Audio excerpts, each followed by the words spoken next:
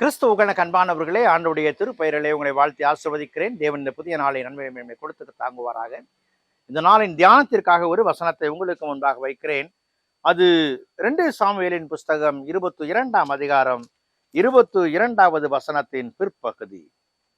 நான் என் தேவனுக்கு துரோகம் பண்ணினதில்லை.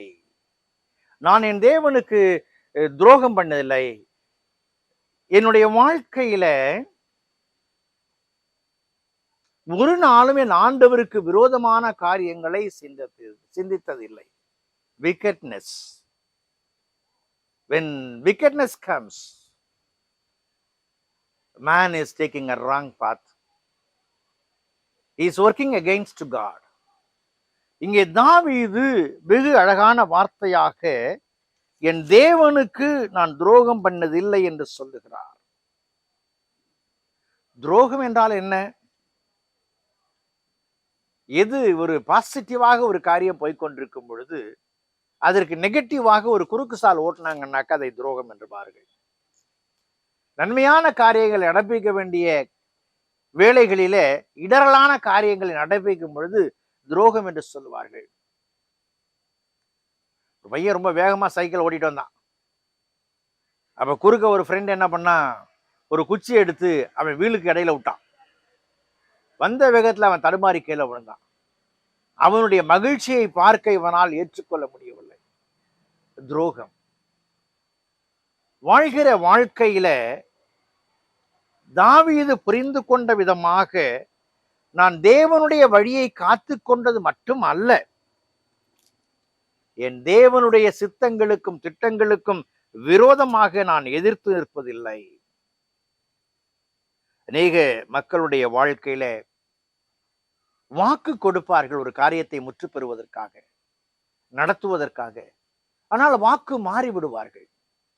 அது நம்பிக்கையோடு காத்திருந்த மக்களுக்கு இடரலாய் காணப்படும். ஹார்ம்ஃபுல் பிஹேவியர், புண்படுத்துதல், சமாதான குலைச்சலை உண்டாக்குதல், சேதம் வருவித்தல், டிஸ்ட்ராக்ஷன். துரோகம் செய்ய ஆரம்பித்தால் அங்கே துரோகத்தின் விளைவு வீழ்ச்சியை கொண்டு வர முடியும். ஆனால் தாவீதை பொறுத்தவரையில இறைவனுடைய திட்டங்களை நிறைவேற்றுவதிலே, வழியை அறிவிப்பதிலே அவன் உறுதியாய் இருந்தவனாய் காணப்படுகிறான். வேதம் சொல்லுகிறது, சங்கீதங்களின் புஸ்தகம் 101ஆம் சங்கீதம் 8வது வசனத்துல, அக்கிரமக்காரன் தேவனிடத்துல வர முடியாது. அக்கிரமக்காரன் தேவனிடத்துல வர முடியாது. அப்படி என்று சொன்னால் அக்கிரமம் செய்ய வாழ்க்கை மாற்றம் இல்லையா? ஏசாயா தீர்க்கன் 55ஆம் அதிகாரம் 7வது சொல்லும் பொழுது, திரும்பினால் மன்னிப்பு உண்டு என்று சொல்லுகிறான்.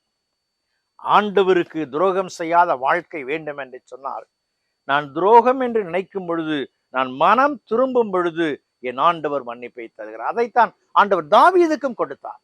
அவன் தவறு செய்த பொழுது, மனம் திரும்பின பொழுது அவனை ஆண்டவர் மன்னித்தார். அன்புக்குரிய விசுவாசிகளே, இன்றைக்கு வாழ்கிற வாழ்க்கையில நான் இறைவன் எனக்கு தந்த மக்களுக்கு விரோதமாய் துரோகம் செய்கிறேனா? இறைவனுக்கு விரோதமாய் துரோகம் செய்கிறேனா? இறைவனுடைய திட்டங்கள் என்னிடத்துல நடப்பிக்கப்படுவதற்கு நான் ஒப்புக் கொடுக்கிறேனா? ஒப்புக் கொடுப்போம் என்று சொன்னால், மனம் திரும்பி மன்னிப்பை பெறுவோம் என்று சொன்னால் வெற்றியான வாழ்க்கை உண்டு. கடவுள் ஆசீர்வதிப்பார். ஜெபம் செய்வோம். பரிசுத்தமும் கிருபையும் நிறைந்த நல்ல ஆண்டவரே, இந்த நாளுக்காய் இந்த வேளைக்காய் நன்றி செலுத்துகிறோம் சாமி. எங்களில் நாங்கள் தகுதியுடையவர் அல்ல, எங்களுடைய தகுதி உம்மால் வருகிறது. அநேக நேரங்களிலே உம்முடைய வழிகளை பின்பற்றுகிற நாங்கள் வீழ்ந்து போனதும் உண்டு.